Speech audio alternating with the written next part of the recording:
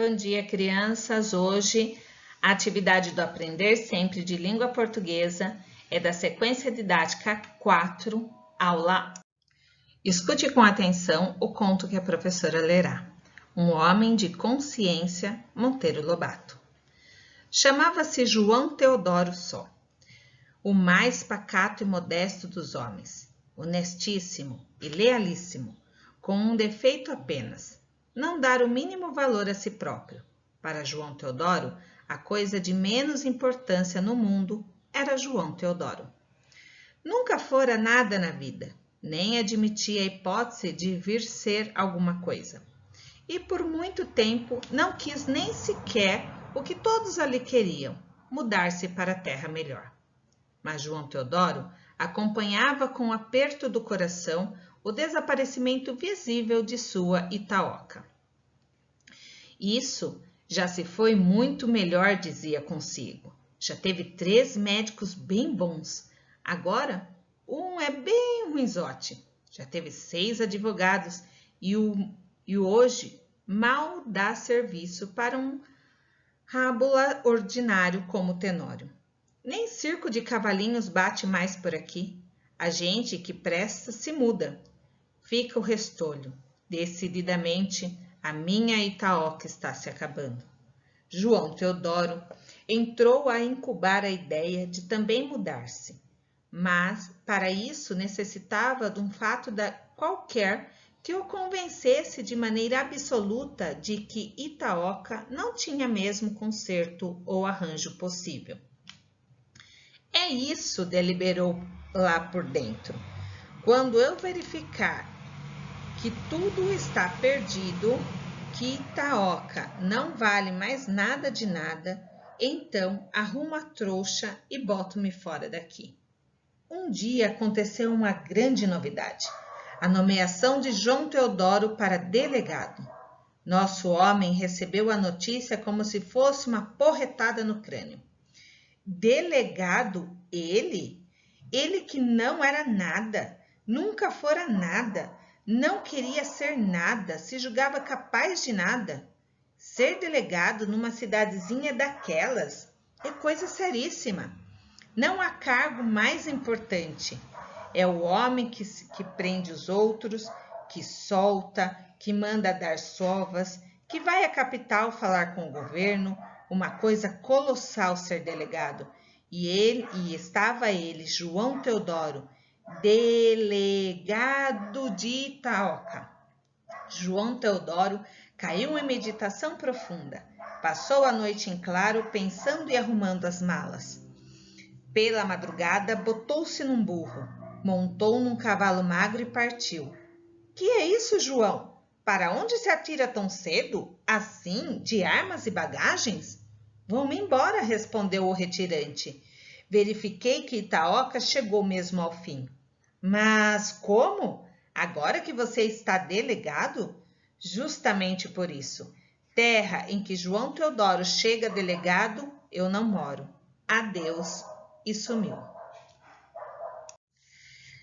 O conto de Monteiro Lobato, aula 1. Introdução do gênero conto. Alguém sabe como se chama esse texto que a professora acabou de ler? Vocês sabem o que é um conto? Vocês costumam ler contos? Onde e quando? Os contos que vocês leem falam sobre o quê? São de quais autores? Vocês conhecem Monteiro Lobato? O que já leram? Conhecem alguma personagem que ele criou? É interessante estudar o conto de Monteiro Lobato? Por quê?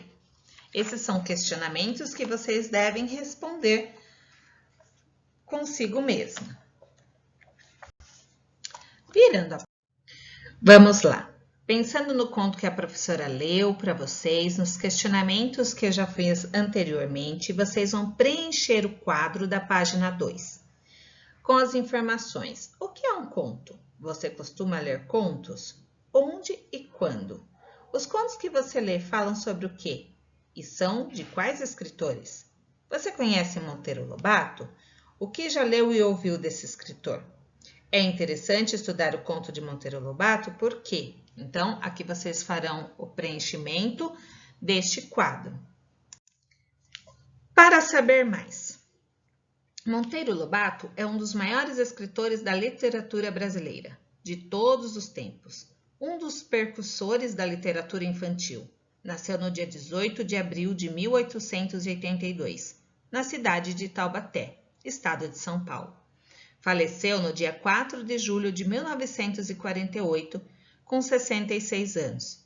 Escreveu mais de 50 livros para crianças e para adultos.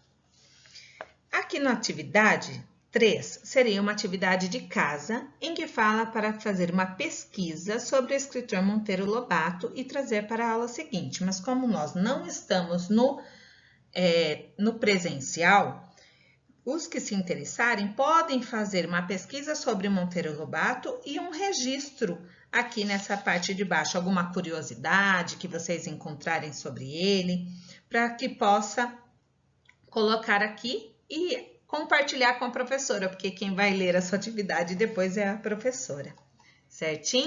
Continuando na página 72, nós vamos ter o que é o conto, como ele está estruturado. Então, vocês devem fazer a leitura, daí vai falar de como ele está dividido, a estrutura do conto é fechada e objetiva, na medida em que esse tipo de texto é formado por apenas uma história e um conflito.